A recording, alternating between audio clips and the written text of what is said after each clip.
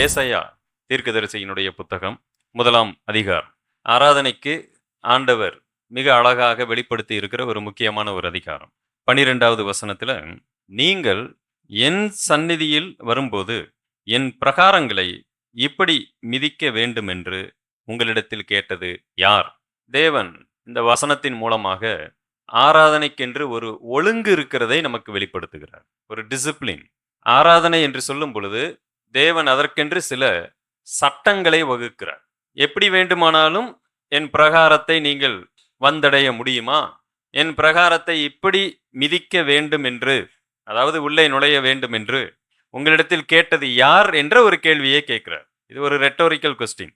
அப்ப தேவனை ஆராதிக்கக்கூடிய கர்த்தருடைய பிள்ளைகள் இப்படித்தான் வர வேண்டும் என்று ஒரு ஒழுக்கத்தை, நியமங்களை தேவன் வகுக்கக்கூடியவராக இருக்கிறார். எப்படி வேண்டுமானாலும் தேவனை மகிமைப்படுத்தி விடுவதற்கு பெயர் ஆராதனை அல்ல. எனக்கு பிடித்த மாதிரி, எனக்கு எது சந்தோஷத்தை தருகிறதோ அது ஆராதனை அல்ல. நான் ஆராதிக்கும் போது நான் சந்தோஷப்படுகிறேன் இல்லை, அது அல்ல. தேவன் மகிமைப்பட்டு இருக்கிறாரா என்பதுதான் கேள்வி. ஆராதனைக்கு இன்றைக்கு நாம் அதிகமாக நம்முடைய சரீர உணர்ச்சிகளை சார்ந்தவர்களாக இருக்கிறோம். எனக்கு சந்தோஷத்தை கொடுக்கக்கூடியது, எனக்கு போர் அடிக்காத ஒன்று, என்னை உற்சாகத்திலே வைக்கக்கூடிய ஒன்றைத்தான் ஆராதனை என்று நாம் நினைத்து கொண்டிருக்கிறோம். இதை அப்படியே மாற்றித்தான் நாம் ஆராதனைக்கான நியமங்களை வகுக்க வேண்டி இருக்கிறது. ஆராதனை என்பது தேவனுக்கு மகிமையா? தேவனுக்கு அது விருப்பமா? தேவனுக்கு அது எல்லா விதத்திலும் அவருடைய குணாதிசயத்திற்கு ஒத்திருக்கிறதா? அவர் அதை அனுமதித்திருக்கிறார்.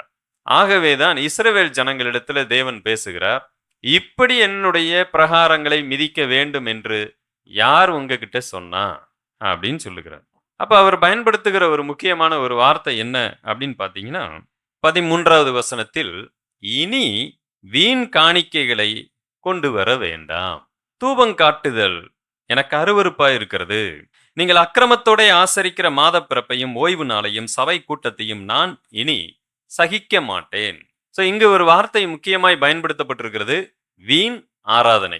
நாம ஒரு வேலையை செய்யும் பொழுது அந்த வேலையினால எந்த பிரயோஜனமும் இல்லை என்று கொண்டால் நம்மளுடைய நேரம், பணம் எல்லாமே விரயமாகி இருக்கும். ஒரு வெடிப்புள்ள ஓட்டையுள்ள ஒரு தண்ணீர் தொட்டியிலே 24 மணி நேரமும் நாம கஷ்டப்பட்டு உழைத்து தண்ணீரை ஊற்றிக்கொண்டே இருப்போம் என்று சொன்னால் அதனால துளி அளவு கூட பிரயோஜனம் இருக்காது. இந்த உலக பிரகாரமாக இது போன்ற வேலைகளை நாம் செய்து விட்டோம் என்று சொன்னால் எவ்வளவு கஷ்டப்பட்டு நாம செஞ்சிருக்கிறோம், அதனால எந்த பிரயோஜனமும் இல்லை என்று கொண்டால் அது எப்படி இருக்கும்? மனது வேதனையாக இருக்கும். ஆண்டவர் சொல்லுகிறார், உங்களுடைய வீண் காணிக்கைகள், அப்படி என்றால் அது வீணாக இருக்கிறது. No use at all. காணிக்கை இருக்கிறதா? காணிக்கை வந்து விட்டது, பலிகள் வந்து விட்டது, பாடல்கள் வந்து விட்டது, துதிகளையும் ஸ்தோத்திரங்களையும் பார்த்து விட்டோம்.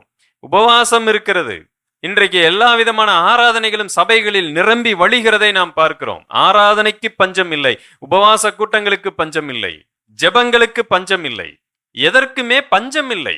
24 மணி நேர தொடர் ஆராதனை, 24 மணி நேர தொடர் சங்கிலி ஜெபம், 40 நாட்கள் உபவாச ஜெபம், இப்படி நம்மளுடைய சபைகளில் இவைகள் எதற்குமே பஞ்சம் இல்லை. எல்லா திருச்சபைகளிலும் இவைகள் நடந்து கொண்டிருக்கின்றன. சிறப்பு கூட்டங்களுக்கு பஞ்சம் இல்லை, எல்லாமே நடந்து கொண்டிருக்கின்றன. அன்றைக்கும் ஆண்டவருடைய சமூகத்துல யூதர்கள், இஸ்ரவேலர்கள் அப்படித்தான் இருந்தார்கள். மாத பிறப்புக்கு பஞ்சம் இல்லை, பண்டிகைகளுக்கு பஞ்சம் இல்லை, பலிகளுக்கு பஞ்சம் இல்லை, பாடல்களுக்கு பஞ்சம் இல்லை, எதற்குமே பஞ்சம் இல்லை. இவைகள் எல்லாம் நன்றாக தான் நடந்து கொண்டிருக்கிறது. ஆனாலும் அவைகளை தேவன் சொல்லுகிறார், வீண் காணிக்கை, வீண் பாடல்கள், வீணான தூபங்காட்டுதல், இதெல்லாம் எனக்கு அருவருப்பாய் இருக்கிறது, இவைகளை இதற்கு மேலும் என்னால் சகித்து கொள்ள முடியாது என்று சொல்லுகிறார். அப்படி என்ன இவர்களுடைய வாழ்க்கையில தேவன் எதிர்பார்க்கிறார்? தேவன் மிகப்பெரிய பேராசைக்காரரா? தேவன் ஏன் இப்படிப்பட்டவைகளை எதிர்பார்க்கிறார்? ஆராதனைக்கு நாங்கள் காணிக்கை கொடுத்து விட்டோமே, பலி செலுத்தி விட்டோமே, ஸ்தோத்திரங்களை ஏறெடுத்திருக்கிறோம், காலையில இவ்வளவு கஷ்டப்பட்டு கிளம்பி வந்திருக்கிறோம், வார வாரம் வந்து விடுகிறோம், இதற்கு மேலும் தேவனுக்கு என்ன வேண்டும்? அவ்வளவு பேராசைக்காரரா தேவன்? இந்த தேவனை திருப்தி செய்யவே முடியாதா? எதற்காக வீண் காணிக்கை என்று சொல்லுகிறார்? நாங்களே இவ்வளவு கடினப்பட்டு கொஞ்சம் ஏதோ கஷ்டப்பட்டு உதவி செய்து கொண்டிருக்கிறோம், ஆனால் அவர் வீண் காணிக்கை என்று சொல்லுகிறாரு. நாங்கள் கஷ்டப்பட்டு காலையில வந்து தூபம் காட்டுகிறோம், வீணான தூபம் அருவருப்பாய் இருக்கிறது என்று சொல்லுகிறாரே. 11வது வசனத்தில் இப்படியாய் பேசுகிறார். உங்கள் பலிகளின் திரள் எனக்கு என்னத்துக்கு என்று கர்த்தர் சொல்லுகிறார். ஆட்டுக்கடாக்களின் தகன பலிகளும் கொழுத்த மிருகங்களின் நினமும் எனக்கு அரோசிகமாய் இருக்கிறது. காளைகள் ஆட்டுக்குட்டிகள் கடாக்களுடைய இரத்தத்தின் மேல் எனக்கு பிரியமில்லை என்று சொல்லுகிறார். ஏன்? என்ன நடந்தது? 22வது வசனத்தில் ஒரு முக்கியமான வார்த்தை பயன்படுத்தப்பட்டிருக்கிறது. உன் வெள்ளி களிம்பாயிற்று, உன் திராட்சரசம் தண்ணீர் கலப்பானது. சாதாரணமாய் நம்ம வீட்டுக்கு பால் ஊத்த வர்றவங்க கொஞ்சம் தண்ணீரை கலந்து விட்டால் எவ்வளவு நமக்கு கடினமாக இருக்கிறது, கஷ்டமாக இருக்கிறது. என்ன இப்படி ஒரு தண்ணியான பாலை எங்களுக்கு கொண்டு வந்து ஊத்திக்கிட்டு இருக்கிறீங்க என்று நாம் கேட்க வேண்டிய ஒரு சூழலில் தள்ளப்படுகிறோம். எவ்வளவு கடினமா இருக்கிறது. அந்த பாலுக்கான எல்லா விதமான தகுதிகளையும் அதை இழந்து விடக்கூடியதா இருக்கிறது. ஆண்டவர் சொல்லுகிறார், உன் வெள்ளி களிம்பாயிற்று, திராட்சை ரசம் தண்ணீர் கலப்பாக மாறிவிட்டது என்று சொல்லுகிறார். ஆண்டவருக்கு பிடிக்காத ஒன்று முற்றிலுமாக தண்ணீராக இருந்து விட்டால் கூட பரவாயில்லை, திராட்சை ரசமாய் இருந்து விட்டால் பரவாயில்லை. இந்த ரெண்டும் அதிகப்படியாய் இணையும் பொழுதுதான் அங்கு அது தேவையில்லாத ஒன்றாய் போய்விடுகிறது. அதனுடைய தன்மைகளை அவைகளை இழக்கின்றன. ஒன்று, நாம் சாதாரணமாக கர்த்தரை அறியாத ஒரு இடத்துல இருந்து விட்டால் கர்த்தர் யாரிடத்துல இப்படி வந்து கேட்க போறது கிடையாது. நீ என்னை ஏற்றுக்கொள் என்று மாத்திரம் வேண்டுமானாலும் பேசுவாரே ஒழிய உன்னுடைய வாழ்க்கையெல்லாம் இப்படி இருக்க வேண்டும் என்று கர்த்தரை அறியாத யாரிடத்திலும் தேவன் போய் பேசுவது இல்லை. அவர்கள் முதலாவது மனம் திரும்ப வேண்டும், கர்த்தரை அறிந்து கொள்ள வேண்டும், அது மட்டும்தான். ஆனா கர்த்தரை அறிந்து வந்தவர்களிடத்துல தான் கர்த்தர் போராடி கொண்டிருக்கிறார். உன்னுடைய வெள்ளி களிம்பாயிற்று என்று சொன்னால் நம்மளுடைய கிறிஸ்தவ அல்லது தேவ வாழ்க்கை, அன்றைக்கு பழைய ஏற்பாட்டுல யூதர்களுடைய அந்த வாழ்க்கை, இன்றைக்கு நமக்கு கிறிஸ்தவ வாழ்க்கை, நாம ஒரு கலப்பின கிறிஸ்தவர்களாய் வாழ்ந்து கொண்டிருக்கிறோம். சில வேளைகளிலே ஞாயிற்றுக்கிழமை கிறிஸ்தவர்கள், சிறப்பு கூட்ட கிறிஸ்தவர்கள், இன்னும் சில இடங்களிலே கிறிஸ்துமஸ் கிறிஸ்தவர்கள், குட் ஃப்ரைடே கிறிஸ்தவர்கள், ஈஸ்டர் கிறிஸ்தவர்கள், கல்யாண கிறிஸ்தவர்கள், அடுத்து என்ன உங்களுக்கே தெரியும், கருமாதி கல்லறை கிறிஸ்தவர்கள். கிறிஸ்தவர்கள் எத்தனை வகை இருக்காங்க பாத்தீங்களா?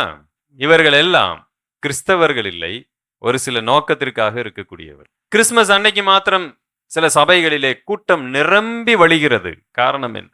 என்றைக்குமே காலையில 10 மணிக்கு முன்னாடி எந்திரிக்காத நபர் மாத்திரம் ஈஸ்டர் அன்னைக்கு மட்டும் காலங்காத்தால 4 மணிக்கு போய் சர்ச்சில் உட்கார்ந்து இருக்கிறாரு. எதனால? அவருக்கு யாரு என்ன சொல்லி கொடுத்தா? அப்படி போய் அவர் என்ன சொல்ல விரும்புகிறார்? கர்த்தருக்காக நான் எதையாவது செய்ய வேண்டும் என்று என்ன முன்மாதிரித்தனத்தை அவர் காண்பிக்கிறார்? ஒருவேளை இத்தனை நாள் நான் போகவில்லை, ஈஸ்டர் அன்னைக்கு நான் காலங்காத்தால 5 மணிக்கு 4 மணிக்கு போயிட்டேன்னு சொன்னா இந்த தேவனை ஏமாற்றி விடலாம் என்று நினைக்கிறாரா?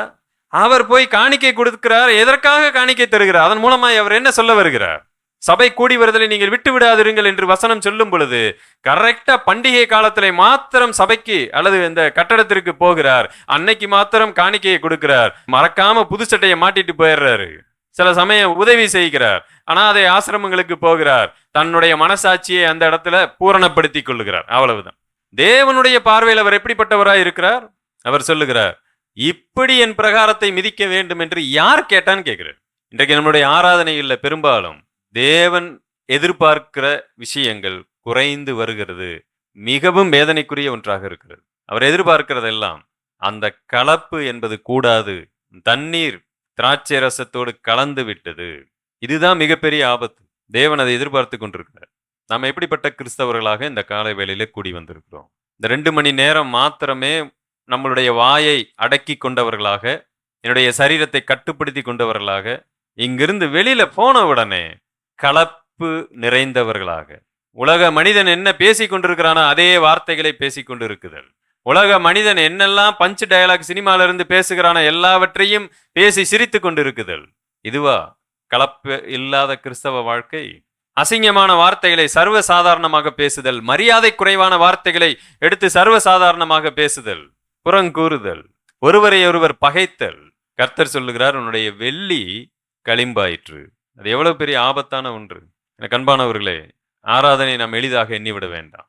அவர் சொல்லுகிற ஒரு முக்கியமான வார்த்தையை உங்களுக்கு சுட்டி காண்பிக்க விரும்புகிறேன். 16வது வசனத்துல பாருங்க, உங்களை கழுவி சுத்திகரியுங்கள், உங்கள் கிரியைகளின் பொல்லாப்பை என் கண்களுக்கு மறைவாக அகற்றிவிட்டு தீமை செய்தலை விட்டு ஒய்யுங்கள், நன்மை செய்ய படியுங்கள், நியாயத்தை தேடுங்கள், ஒடுக்கப்பட்டவனை ஆதரித்து திக்கற்ற பிள்ளையின் நியாயத்தையும் விதவையின் வழக்கையும் விசாரியுங்கள். அதுக்கப்புறம் வாங்க வழக்காடுவோம். இதை மட்டும் நீங்க செய்யுங்க. என்ன நடக்கும்? அவர் சொல்லுகிறார், உங்கள் பாவங்கள் சிவேர் என்று இருந்தாலும் உறைந்த மலையை போல வெண்மையாகும், அவைகள் இரத்தாம்பர சிவப்பாய் இருந்தாலும் பஞ்சை போலாகும். தேவன் எதிர்பார்க்கிறதுலாம் ஒன்னே ஒண்ணுதான். நீங்க எப்படிப்பட்ட மிக மோசமான பாவிகளா இருந்தாலும் சரி, இதுவரைக்கும் எப்படிப்பட்டவர்களா இருந்தாலும் சரி, நீங்க வேற எதுவுமே செய்ய வேண்டாம். அவர் ஒன்னே ஒண்ணுதான் சொல்லுகிறார், உங்களை கழுவி சுத்திகரியுங்கள், உங்கள் கிரியைகளின் பொல்லாப்பை என் கண்களுக்கு மறைவாக அகற்றிவிட்டு. இந்த வார்த்தை பார்த்தீங்கன்னா ஒரு வேடிக்கையாய் ஆண்டவர் பேசுகிறார். என் கண்ணுக்கு மறைவாக, எனக்கு தெரியாம ஒளிச்சு வைங்க அப்படின்னு சொல்லுகிற மாதிரி அந்த வார்த்தை இருக்கு. எனக்கு தெரியாம உங்களுடைய கெட்ட கிரியைகளை என்ன செய்யுங்க, ஒளிச்சு வைங்க. How it is possible? தேவனுக்கு தெரியாம எந்த ஒரு இடத்துல போய் நம்மளுடைய செயல்களை ஒளித்து வைக்க முடியும்? வாய்ப்பே இல்லை. எதையுமே அவர் கண்களுக்கு மறைவாக ஒளிச்சு வைக்க முடியாது. என் கண்களுக்கு முன்பதாக எல்லாம் வெளியரங்கமா இருக்கிறது என்று சொல்லுகிறார். அப்ப எப்படி ஒளிச்சு வைக்கிறது ஆண்டவரே? அதனாலதான் அவரே சொல்லுகிறார், கழுவி சுத்திகரிக்கிறது தாயா ஒளிச்சு வைக்கிறது. தன்னுடைய தவறுகளை, குற்றங்களை உணருதல், ரியலைஸ் பண்றது. இந்த ஒண்ணுக்காக தான் ஆண்டவர் எதிர்பார்த்துட்டு இருக்கிறார். ஆண்டவர் பேராசைக்காரர் அல்ல. உங்களால காணிக்கை கொடுக்க முடியாவிட்டாலும் அவருக்கு அந்த கவலையே இல்லை. உங்களால பாடல் பாட தெரியவில்லையா? Don't worry about it. அவருக்கு அதை பத்தி பிரச்சனையே இல்லை. இஸ்ரவேல் ஜனங்களிடத்தில் அடிக்கடி இப்படிப்பட்ட ஒரு வார்த்தையை அவர் மீண்டும் மீண்டும் நினைப்பூட்டி கொண்டே இருப்பார். இஸ்ரவேல் ஜனங்கள் எப்பொழுதுமே ஆடு மாடு இதை பலி செலுத்துகிறதை மிகப்பெரிய விஷயமா நினைச்சுக்கிட்டு இருப்பாங்க. ஆகவே ஆண்டவர் அடிக்கடி சொல்லி காமிக்கிறாரு, நீங்க வனாந்திரத்தில் இருந்தபோது பலி செலுத்தினீங்களான்னு கேட்பார். வனாந்திரத்தில் இருந்தபோது என்ன பண்ணீங்க? அடிக்கடி இப்படி ஆடு மாடு நான் கேட்டுக்கொண்டே இருந்தேன்னா இல்லையே. எதையும் எதிர்பாராமல் ஆண்டவர் செய்யக்கூடியவர். நாம செலுத்தக்கூடிய என்னுடைய காணிக்கையோ இவைகள் எதுவுமே தேவனை பிரியப்படுத்தி விடாது. நான் யாராக இருக்கிறேன் என்பதை உணரக்கூடிய அந்த ஸ்டார்டிங் பாயிண்ட் தான் தேவன் எதிர்பார்க்கிறார். அடிக்கடி நம்மளுடைய வெள்ளி களிம்பாய் மாறும். இந்த உலகத்தில் இருக்கும் பொழுது சில இடங்களிலே நாம அப்படி விழுந்து போக வாய்ப்பு இருக்கிறது. ஆனால் தேவன் சொல்லுகிறார், உங்களை கழுவி சுத்திகரித்துக் கொள்ளுங்கள். ஒரு பாலிலே அதிகப்படியான தண்ணீர் கலந்து விட்டால் எப்படி அதை சரி செய்வது? அந்த காலத்துல நமக்கு ஒரு கதை கட்டி விட்டாங்க. ஒரு பறவை இருக்கிறது, அது பாலை மாத்திரம் பிரித்து குடித்து விடும், தண்ணீர் அப்படியே இருந்து விடும். வாய்ப்பே கிடையாது. அதிகப்படியே அதை சூடாக்கணும்னு சொன்னா தண்ணீர் கொஞ்சம் சீக்கிரமாக ஆவியாகிவிடும். ஓர அளவுக்கு பழைய அந்த பாலினுடைய கடினத்தன்மையை நம் மீட்டு கொண்டு வரலாம். ஆனால் அதற்கு என்ன செய்ய வேண்டி இருக்கிறது என்று சொன்னால், ஒரு சின்ன பிரயத்தனம், ஒரு கஷ்டம், ஒரு சூடு வைக்க வேண்டிய, ஒரு தீயை வைத்து எரிக்க வேண்டி இருக்கிறது. தங்கத்தில் இருக்கக்கூடிய களிம்புகளை நீக்க அங்கு வெப்பம் தேவைப்படுகிறது. மேக்சிமம் எல்லா இடத்திலையும் அழுக்கை நீக்குவதற்கு அங்கு ஒரு பலத்தை பிரயோகிக்க வேண்டி இருக்கிறது. அது சற்று வலியை கொடுக்கக்கூடியதா இருக்கிறது. ஆண்டவர் அந்த வலியைத்தான் என்னிடத்தில் எதிர்பார்க்கிறார். ஆராதனை என்பது அது வலியை சார்ந்ததாக இருக்கிறது. It's a pain. ஏன் பெயின் அது? ஏன்னா நான் பாவ மாம்சத்தில் இருக்கிறேன். ரட்சிக்கப்பட்டாலும் கூட என்னோடு கூட பாவ மாம்சம் இருக்கிறது. அந்த பாவ மாம்சம் ஆவியோடு போராடி கொண்டிருக்கிறது. அந்த போராட்டம் எனக்கு ஒரு வலியை கொண்டு வருகிறது. அந்த போராட்டத்தில் நான் ஜெயிக்கும் பொழுதுதான் தேவனுக்கு அது ஆராதனையாய் மாறுகிறது. நான் தோற்கும் போது கலந்து விடுகிறேன். என்னுடைய வெள்ளி களிம்பாய் மாறி விடுகிறது. உங்களை நீங்கள் உய்த்து ஆராய்ந்து சோதித்து பாருங்கள். இன்றைக்கு ஆராதனை வீரர்கள் என்ற பெயரை சிலருக்கு வைத்துக் கொண்டிருக்கிறார்கள். எதன் அடிப்படையில கேட்டா, எந்த அளவுக்கு அவர்கள் நேர்த்தியாய் இசை வாசிக்கிறார்கள், பாடல் பாடுகிறார்கள், அதை வைத்து ஆராதனை வீரர்கள் என்கிற பெயரை அவர்களுக்கு கொடுத்து கொண்டிருக்கிறது கிறிஸ்தவ சமூகம். ஆனால் இன்றைக்கு வேதம் சொல்லுகிறது, வீண் காணிக்கை. எவ்வளவு நேர்த்தியாக நாம் பாடல்களை பாடினோம், எவ்வளவு அதிகமாக நான் பணத்தை அள்ளி கொடுத்தேன், அதல்ல ஆராதனை. நான் எப்படிப்பட்டவனா இருக்கிறேன் என்பதுதான் ஆராதனை.